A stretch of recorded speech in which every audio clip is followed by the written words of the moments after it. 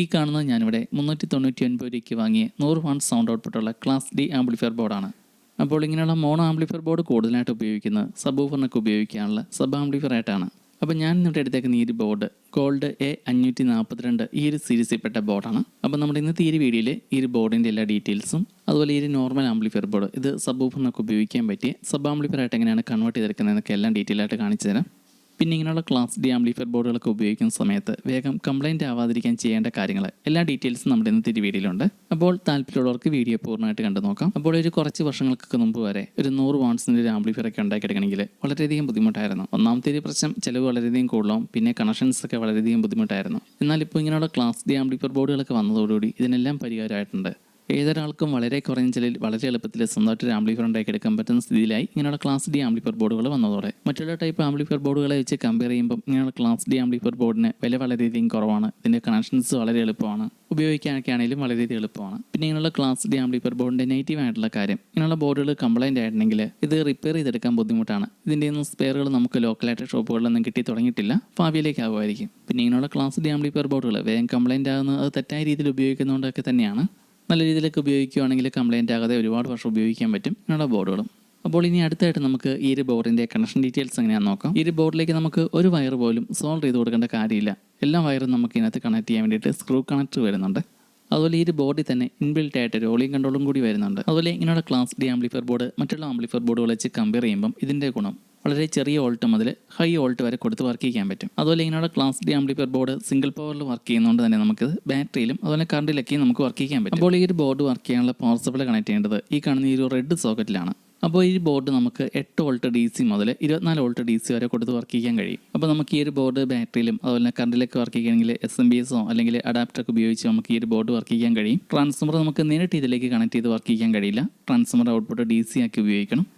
പിന്നെ ഈ ഒരു ബോർഡ് വർക്ക് ചെയ്യാൻ മിനിമം ഒരു 2 ആമ്പിയറുള്ള പവർ സപ്ലൈയിലും കണക്ട് ചെയ്യണം. പിന്നെ നമുക്ക് ഈ ഒരു ബോർഡ് DC 8 വോൾട്ട് മുതൽ 24 വോൾട്ടിനിടയിലുള്ള ഏത് പവർ സപ്ലൈ വേണമെങ്കിലും കണക്ട് ചെയ്ത് ഉപയോഗിക്കാൻ പറ്റും. അപ്പോൾ ഈ ഒരു ബോർഡിൽ നിന്ന് 100 വാട്ട് സൗണ്ട് ഔട്ട്പുട്ടാണ് നമുക്ക് ആവശ്യമെങ്കിൽ ഈ ഒരു ബോർഡ് വർക്ക് ചെയ്യാൻ 24 വോൾട്ട് കൊടുത്ത് വർക്ക് ചെയ്യേണ്ടി വരും.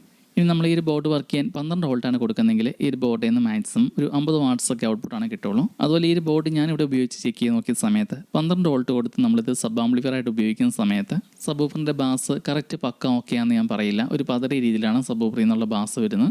സബ് ആംപ്ലിഫയർ ആയിട്ടാണ് ഈ ഒരു ബോർഡ് ഉപയോഗിക്കുന്നതെങ്കിൽ ഈ ഒരു ബോർഡ് വർക്ക് ചെയ്യാൻ മിനിമം ഒരു 15 വോൾട്ടിനും 20 വോൾട്ടിനും ഇടയിലുള്ള പവർ സപ്ലൈ കൊടുത്ത് വർക്ക് ചെയ്യുന്നതാണ് ഏറ്റവും നല്ലത്. നോർമൽ ആംപ്ലിഫയർ ആയിട്ട് ഉപയോഗിക്കുന്ന സമയത്ത് ആരും പ്രശ്നമില്ല. സബ്വൂഫർ കൊടുത്ത് വർക്ക് ചെയ്യുന്ന സമയത്താണ് 12 വോൾട്ടിൽ ബോർഡ് വർക്ക് ചെയ്യുമ്പോൾ ബാസ് കറക്റ്റായിട്ട് കിട്ടാത്തൊരു പ്രശ്നം, സൗണ്ട് ഒരു പതറി പോകുന്ന രീതിയിൽ. അത് വീഡിയോയുടെ അവസാനം കേൾപ്പിച്ചു തരാം ക്ലിയർ ആയിട്ട്. അതുപോലെ ഈ ഒരു ബോർഡ് സബ് ആംപ്ലിഫയർ ആയിട്ട് ഉപയോഗിക്കുന്ന സമയത്ത് ഈ ഒരു ബോർഡ് വർക്ക് ചെയ്യാനുള്ള പവർ സപ്ലൈ മിനിമം ഒരു 3 ആമ്പിയറുള്ള പവർ സപ്ലൈ എങ്കിലും കണക്ട് ചെയ്യണം, എങ്കിലാണ് കറക്റ്റായിട്ട് ബാസ് കിട്ടുള്ളൂ. അതല്ലെങ്കിൽ സൗണ്ട് പതറി പോകുന്ന പ്രശ്നം ഉണ്ടാവും. അതുപോലെ ഈ ഒരു ബോർഡ് 24 വോൾട്ട് വരെയുള്ള പവർ സപ്ലൈ കൊടുത്ത് വർക്ക് ചെയ്യുകയെന്നതിൽ മെൻഷൻ ചെയ്തിട്ടുണ്ടെങ്കിലും ഒരു 20 വോൾട്ട് വരെയുള്ള പവർ സപ്ലൈ കൊടുത്ത് വർക്ക് ചെയ്യുന്നതാണ് എന്തുകൊണ്ടും നല്ലത്. ഈ ഒരു ബോർഡ് 20 വോൾട്ടുള്ള പവർ സപ്ലൈയിലൊക്കെ വർക്ക് ചെയ്യുന്ന സമയത്ത് ഫുൾ വോളിയത്തിൽ പാട്ട് വെച്ചാലും വലിയ വരായിട്ട് ഈ ഒരു ബോർഡിന് അങ്ങനെ ഹീറ്റിംഗ് ഒന്നുമില്ല. പിന്നെ ഇങ്ങനെയുള്ള ആംപ്ലിഫയർ ബോർഡുകളൊക്കെ വേഗം കംപ്ലൈൻറ്റ് ആകാനുള്ള മറ്റൊരു കാരണം ഇതിൽ നമ്മൾ സ്പീക്കറോ അല്ലെങ്കിൽ ബൂഫറോ കണക്ട് ചെയ്യുമ്പോൾ ശ്രദ്ധിക്കാത്തത് കൊണ്ടാണ്. ചിലരൊക്കെ ചെയ്യുന്നൊരു കാര്യമാണ് കൂടുതൽ സൗണ്ട് കിട്ടാനായിട്ട് ഒരു സ്പീക്കറോട്ടിൽ തന്നെ ഒന്നിൽ കൂടുതൽ സ്പീക്കർ ഒരുമിച്ച് പാരലായിട്ട് കണക്ട് ചെയ്ത് ഉപയോഗിക്കുന്നത്. അപ്പോൾ ഒരു സ്പീക്കറോട്ടിൽ തന്നെ ഒന്നിൽ കൂടുതൽ സ്പീക്കറും ബൂഫറൊക്കെ കണക്ട് ചെയ്യുമ്പോഴാണ് ഇങ്ങനെയുള്ള ബോർഡുകളൊക്കെ വേഗം കംപ്ലൈൻറ്റ് ആവുന്നത്. ഈ ഒരു ബോർഡിൻ്റെ സ്പീക്കർ ഔട്ടിൽ 4 ohms താഴെയുള്ള സ്പീക്കറോ ബൂഫറോ കണക്ട് ചെയ്ത് ഉപയോഗിക്കാൻ പാടില്ല. പിന്നെ ഈ കാണുന്ന ഈ ഒരു സോക്കറ്റിലേക്കാണ് ഈ ഒരു ബോർഡ് വർക്ക് ചെയ്യാനുള്ള ഓഡിയോ ഇൻപുട്ട് കൊടുക്കേണ്ടത്. അപ്പോൾ ഈ ഒരു ആംപ്ലിഫയർ ബോർഡിൻ്റെ സ്പീക്കർ ഔട്ടിൽ നമ്മൾ സബ്വൂഫറാണോ സ്പീക്കറാണോ കണക്ട് ചെയ്യുന്നതിനനുസരിച്ചാണ് നമ്മൾ ഈ ഒരു ബോർഡിലേക്കുള്ള ഓഡിയോ ഇൻപുട്ട് കൊടുക്കേണ്ടത്. അതായത് നമ്മളിപ്പോൾ ഈ ഒരു ആംപ്ലിഫയർ ബോർഡിൻ്റെ ഓഡിയോ ഇൻപുട്ടിലേക്ക് ഇതുള്ള USB പ്ലെയറിൻ്റെയൊക്കെ ഓഡിയോ ഔട്ട്പുട്ട് നേരിട്ട് എടുത്ത് കണക്ട് ചെയ്തിട്ടുണ്ടെങ്കിൽ ഈ ഒരു ആംപ്ലിഫയറിൻ്റെ ഔട്ടിൽ നമുക്ക് സ്പീക്കർ കണക്ട് ചെയ്ത് ഉപയോഗിക്കാനാണ് പറ്റുള്ളൂ. ഈ ഒരു ആംപ്ലിഫയർ ബോർഡിൻ്റെ സ്പീക്കർ ഔട്ടിൽ നമ്മൾ സബ്വൂഫറൊക്കെയാണ് കണക്ട് ചെയ്ത് ഉപയോഗിക്കുന്നതെങ്കിൽ ഈ ഒരു USB പ്ലെയറിൻ്റെ ഓഡിയോ ഔട്ടിൻ്റെയും ഈ ഒരു ആംപ്ലിഫയർ ബോർഡിൻ്റെ ഓഡിയോൻ്റെയും ഇടയ്ക്കായിട്ട് സബ്വൂഫർ ഫിൽറ്റർ ബോർഡ് കൂടി ഉപയോഗിക്കണം. അപ്പോൾ ഈ കാണുന്നതാണ് സബ്വൂഫർ ഫിൽറ്റർ ബോർഡ്. അപ്പോൾ ഇങ്ങനത്തെ പലതരത്തിലുള്ള ബോർഡുകളുണ്ട്. ഈ ഒരു 12 വോൾട്ടിൽ വർക്ക് ചെയ്യുന്ന ഈ ഒരു സബ്വൂഫർ ഫിൽറ്റർ ബോർഡിന് 120 രൂപയാണായത്. അപ്പോൾ ഈ ഒരു സബ്വൂഫർ ഫിൽറ്റർ ബോർഡിൻ്റെ ഉപയോഗം ഈ ഒരു സബ്വൂഫർ ഫിൽറ്റർ ബോർഡിൻ്റെ ഓഡിയോ ഇൻപുട്ടിലേക്ക് കിട്ടുന്ന നോർമൽ ഓഡിയോ ഇൻപുട്ട് സബ്വൂഫറിനൊക്കെ ആവശ്യമായിട്ടുള്ള ലോ ഫ്രീക്വൻസി അതായത് ബാസ് മാത്രമായിരിക്കും ഈ ഒരു ബോർഡിൻ്റെ ഔട്ട്പുട്ടിലൂടെ കിട്ടുന്നത്. അപ്പോൾ ഇങ്ങനെയുള്ള സബ്വൂഫർ ഫിൽറ്റർ ബോർഡ് ഉപയോഗിക്കുകയാണെങ്കിൽ ഏതൊരു നോർമൽ ആംപ്ലിഫയറും നമുക്ക് സബ് ആംപ്ലിഫയർ ആയിട്ട് കൺവേർട്ട് ചെയ്തെടുക്കാൻ പറ്റും. ഞാനിവിടെ എടുത്തേക്കുന്നത് 12 വോൾട്ട് സിംഗിൾ പവറിൽ വർക്ക് ചെയ്യുന്ന സബ്വൂഫർ ഫിൽറ്റർ ബോർഡാണ്. ഇത് ഇലക്ട്രോണിക്സിൻ്റെ സ്പെയർ കിട്ടുന്ന മിക്ക ഷോപ്പുകളിലും മേടിക്കാൻ കിട്ടുന്നതാണ്. അപ്പോൾ ഈ ഒരു ബോർഡിൻ്റെ ഡീറ്റെയിൽസ് നോക്കുകയാണെങ്കിൽ ഈ ഒരു ബോർഡ് വർക്ക് ചെയ്യാനുള്ള 12 വോൾട്ട് പവർ സപ്ലൈ കണക്ട് ചെയ്യാനുള്ള 2 പോയിന്റുകൾ, പിന്നെ ഈ ഒരു ബോർഡിൻ്റെ ഓഡിയോ ഔട്ട്പുട്ട് എടുക്കാനുള്ള 2 പോയിന്റുകൾ. ഈ ഒരു ഫിൽറ്റർ ബോർഡിൻ്റെ ഓഡിയോ ഔട്ട്പുട്ട് ആംപ്ലിഫയർ ബോർഡിൻ്റെ ഓഡിയോ ഇൻപുട്ടിലേക്കാണ് കണക്ട് ചെയ്യേണ്ടത്. ഓരോ കണക്ഷൻ്റെ ഡീറ്റെയിൽസ് ഈ ഒരു ബോർഡിൽ തന്നെ പ്രിന്റ് ചെയ്തിട്ടുണ്ട്, കാണാൻ ബുദ്ധിമുട്ടാണ് വീഡിയോയിൽ. പിന്നെ ഈ ഒരു ഫിൽറ്റർ ബോർഡിലേക്ക് ഓഡിയോ ഇൻപുട്ട് കണക്ട് ചെയ്യാനുള്ള 3 പോയിന്റുകൾ. ഇതിൽ ഈ സൈഡിൽ കാണുന്ന ഈ 2 പോയിന്റുകൾ left right audio input connect ചെയ്യാനുള്ള പോയിന്റുകളാണ്. സെൻറ്ററിലെ പോയിന്റ് നെഗറ്റീവും. അപ്പോൾ ഇങ്ങനെയുള്ള ഫിൽറ്റർ ബോർഡിൻ്റെ ഓഡിയോ ഇൻപുട്ടിലേക്ക് ഇതുള്ള USB പ്ലെയറിൻ്റെ ഓഡിയോ ഔട്ട്പുട്ടാണ് നേരിട്ട് കണക്ട് ചെയ്യേണ്ടത്. ഇതിനിടയിലായിട്ട് ബാസ് ട്രബിൾ ബോർഡ് ഒന്നും ഉപയോഗിക്കരുത്. ബാസ് ട്രബിൾ ബോർഡ് ഉപയോഗിച്ചിട്ടുണ്ടെങ്കിൽ ട്രബിൾ കൂട്ടുന്ന സമയത്ത് സബ് വൂഫറിൽ ചെറിയ രീതിയിൽ നോയ്സ് പോലെയൊക്കെ ഉണ്ടാവും, രരപ്പ് പോലെയൊക്കെ.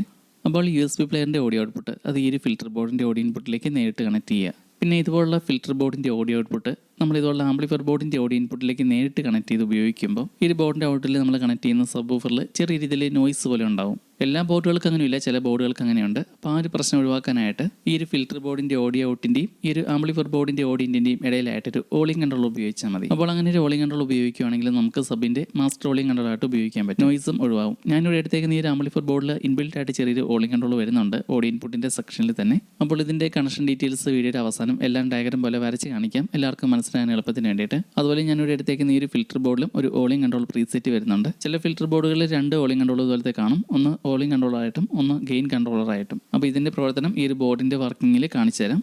അപ്പോൾ ഈ ഒരു ബോർഡിൻ്റെ പ്രവർത്തനം കൃത്യമായിട്ട് മനസ്സിലാക്കി തരാൻ വേണ്ടിയിട്ട് ഞാനിവിടെ ഒരു അക്രിലിക് ഷീറ്റിൽ ഇതെല്ലാം സെറ്റ് ചെയ്തിട്ടുണ്ട്. കണക്ഷൻസ് എല്ലാം വീഡിയോയുടെ അവസാനം കറക്റ്റായിട്ട് ഡയഗ്രം പോലെ വരച്ച് കാണിക്കാം.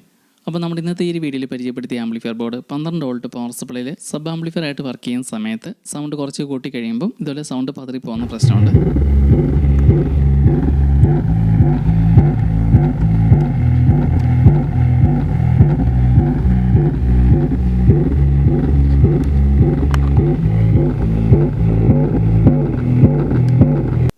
വോളിയം കുറച്ചാണ് പ്ലേ ചെയ്യുന്നതെങ്കിൽ വലിയ കുഴപ്പമില്ല, അത്യാവശ്യം നന്നായിട്ട് ക്ലിയർ ആയിട്ട് തന്നെ കിട്ടും. ഈ ആംപ്ലിഫയർ ബോർഡ് ഒരു 16 വോൾട്ട് പവർ സപ്ലൈ കൊടുത്ത് വർക്ക് ചെയ്യുമ്പോൾ സൗണ്ട് നല്ല രീതിയിൽ തന്നെ ക്ലിയർ ആയിട്ട് കിട്ടുന്നുണ്ട്.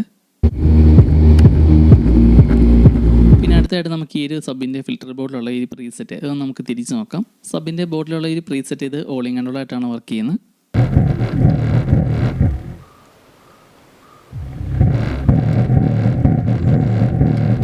ചില ഫിൽറ്റർ ബോർഡുകളിൽ ചിലപ്പോൾ ഇത് ഗെയിൻ കൺട്രോളറായിട്ടായിരിക്കും വരുന്നത്.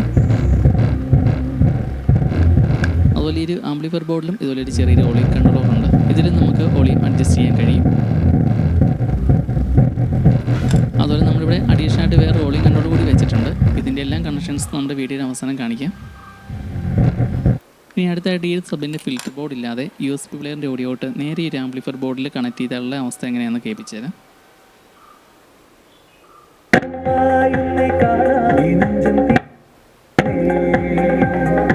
അപ്പോൾ ഫിൽറ്റർ ബോർഡ് ഉപയോഗിച്ചില്ലെങ്കിൽ ഇതുപോലെ സബ് വൂഫറിലൂടെ എല്ലാ സൗണ്ടും പ്ലേ ആവും. അപ്പോൾ മറ്റുള്ള സൗണ്ടുകളെല്ലാം ഫിൽറ്റർ ചെയ്ത് ബാസ് മാത്രമായിട്ട് സബ് വൂഫറിൻ്റെ ആംപ്ലിഫയറിലേക്ക് കിട്ടാൻ വേണ്ടിയിട്ടാണ് സബ് വൂഫർ ഫിൽറ്റർ ബോർഡ് ഉപയോഗിക്കുന്നത്. അപ്പോൾ ഇനി അടുത്തായിട്ട് ഞാനിവിടെ ചെയ്തേക്കുന്നതിൻ്റെ ഡയഗ്രം കൂടി ഒന്ന് വരച്ച് കൂടി കാണിക്കാം.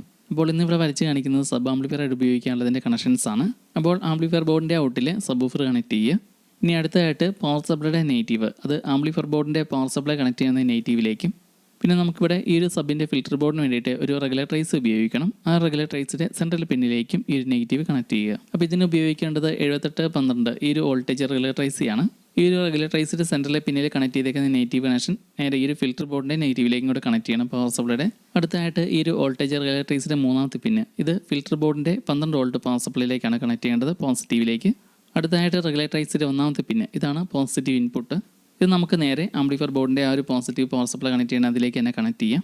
ഇവിടെ ഇപ്പോൾ നമ്മൾ ഈ ഒരു 7812 എന്ന് പറഞ്ഞ ഈ റെഗുലേറ്ററൈസ് ഉപയോഗിക്കാനുള്ള കാരണം നമ്മളിവിടെ എടുത്തേക്കുന്ന ഈ ഒരു ആംപ്ലിഫയർ ബോർഡ് 12 വോൾട്ടിലും 24 വോൾട്ടിലെല്ലാം വർക്ക് ചെയ്യാൻ പറ്റും. അപ്പോൾ അങ്ങനെ 24 വോൾട്ടൊക്കെ കൊടുത്ത് വർക്ക് ചെയ്യുന്ന സമയത്ത് ഈ ഒരു 12 വോൾട്ടിൻ്റെ ഫിൽറ്റർ ബോർഡ് കംപ്ലൈൻ്റ് ഒന്നും വരാതിരിക്കാൻ വേണ്ടിയിട്ടാണ് ഈ ഒരു വോൾട്ടേജ് റെഗുലേറ്ററൈസ് ഉപയോഗിക്കുന്നത്. ഇനി നമുക്ക് ഈ ഒരു ആംപ്ലിഫയർ ബോർഡിലേക്കുള്ള പവർ സപ്ലൈ കണക്ട് ചെയ്യുമ്പോൾ തന്നെ ഈ ഒരു ഫിൽറ്റർ ബോർഡും കറക്റ്റ് ആയിട്ടുള്ള വോൾട്ട് കിട്ടിക്കോളും. ഈ ഒരു 7812 എന്ന് പറഞ്ഞ റെഗുലേറ്ററൈസ് ഇലക്ട്രോണിക്സിൻ്റെ ഒക്കെ സ്പെയർ കിട്ടുന്ന എല്ലാ ഷോപ്പുകളിലും മേടിക്കാൻ കിട്ടുന്നതാണ്. 15 രൂപയേ ഉള്ളൂ. ഇനി ഈ ഒരു ആംപ്ലിഫയർ ബോർഡിലേക്ക് ഈ ഒരു ഫിൽറ്റർ ബോർഡിൻ്റെ ഓഡിയോ ഔട്ട് നേരെ കണക്ട് ചെയ്യുന്നതിന് പകരം ഒരു ഓളിംഗ് കൺട്രോൾ വഴി കണക്ട് ചെയ്യുന്നത് എങ്ങനെയാണെന്ന് കൂടി കാണിച്ചു തരാം. അപ്പോൾ ഈ ഒരു ഫിൽറ്റർ ബോർഡിൻ്റെ ഓഡിയോ ഔട്ടിൻ്റെ നെഗറ്റീവ് അത് ഈ ഒരു ഓളിംഗ് കൺട്രോളിൻ്റെ 1ാമത്തെ പിന്നിലേക്കാണ് കണക്ട് ചെയ്യേണ്ടത്. ഓളിംഗ് കൺട്രോളിൻ്റെ ഈ ഒരു 1ാമത്തെ ഈ ഒരു സെയിം പിന്നിൽ നിന്ന് തന്നെ ഒരു കണക്ഷൻ കൂടി ആംപ്ലിഫയർ ബോർഡിൻ്റെ ഓഡിയോ ഇൻപുട്ടിൻ്റെ നെഗറ്റീവിലേക്ക് കണക്ട് ചെയ്യണം. ചിലർക്ക് ഇങ്ങനെയുള്ള കണക്ഷൻസ് ഒക്കെ ഇതുപോലെ വരച്ച് കാണിക്കുമ്പോഴാണ് കൂടുതലായിട്ട് മനസ്സിലാവുന്നത്, ചിലർക്ക് ഇത് ചെയ്ത് കാണിക്കുമ്പോഴാണ്. അപ്പോൾ ഏത് രീതിയിൽ ചെയ്ത് കാണിക്കുന്നതാണ് കൂടുതൽ മനസ്സിലാക്കാൻ എളുപ്പമെന്ന് കമൻറ്റ് ചെയ്താൽ മതി, അടുത്ത വീഡിയോയിൽ അപ്ഡേറ്റ് ചെയ്യാം. ഇനി അടുത്തായിട്ട് ഈ ഒരു സബിൻ്റെ ഫിൽറ്റർ ബോർഡിൻ്റെ ഓഡിയോ ഔട്ടിൻ്റെ പോസിറ്റീവ് ഇത് കണക്ട് ചെയ്യേണ്ടത് ഓളിംഗ് കൺട്രോളിൻ്റെ 3ാമത്തെ പിന്നിലേക്കാണ്. അടുത്തതായിട്ട് ഓളിംഗ് കൺട്രോളിൻ്റെ സെൻറ്ററിലുള്ള ഈ ഒരു പിന്നിൽ നിന്നുള്ള കണക്ഷൻസ് ആംപ്ലിഫയർ ബോർഡിൻ്റെ ഓഡിയോ ഇൻപുട്ടിൻ്റെ പോസിറ്റീവിലേക്കാണ് കണക്ട് ചെയ്യേണ്ടത്. ഇത്രയുള്ള ഇതിൻ്റെ കണക്ഷൻസ്. ഇനി അടുത്തായിട്ട് നമുക്ക് ഈ ഒരു ഫിൽറ്റർ ബോർഡിൻ്റെ ഓഡിയോ ഇൻപുട്ടിലേക്ക് USB പ്ലെയറിൻ്റെ ഓഡിയോ ഔട്ടോ അതല്ലെങ്കിൽ ഫോണിൻ്റെയൊക്കെ ഇയർഫോൺ ഔട്ട് എന്നുള്ള വയറോ അങ്ങനെ എന്ത് വേണമെങ്കിൽ കണക്ട് ചെയ്ത് ഉപയോഗിക്കാം. അപ്പോൾ ഈ രീതിയിൽ കണക്ട് ചെയ്ത് ഉപയോഗിക്കുകയാണെങ്കിൽ ഏതൊരു നോർമൽ ആംപ്ലിഫയർ ബോർഡും നമുക്ക് സബ് ആംപ്ലിഫയർ ആയിട്ട് കൺവേർട്ട് ചെയ്തെടുക്കാൻ പറ്റും. അപ്പോൾ ഈ ആംപ്ലിഫയർ ബോർഡ് നല്ല പവർഫുൾ ആയിട്ടുള്ള ആംപ്ലിഫയർ ബോർഡ് തന്നെയാണ്. സബ് ആംപ്ലിഫയർ ആയിട്ട് ഉപയോഗിക്കുന്ന സമയത്ത് ഈ ഒരു ബോർഡിലേക്ക് 12 വോൾട്ട് പവർ സപ്ലൈ കൊടുത്ത് വർക്ക് ചെയ്തിട്ടുണ്ടെങ്കിൽ ഈ ഒരു ബോർഡിൽ നമ്മൾ ഉദ്ദേശിക്കുന്ന റിസൾട്ട് കിട്ടില്ല. അത്രയേ ഉള്ളൂ, വേറെ നെഗറ്റീവായിട്ടൊന്നും തന്നെയില്ല. അപ്പോൾ ഇനി എന്തെങ്കിലും സംശയങ്ങളോ നിർദ്ദേശം ഉണ്ടെങ്കിൽ കമൻറ്റ് ചെയ്താൽ മതി. പുതിയൊരു വീഡിയോ ആയിട്ട് വീണ്ടും കാണാം.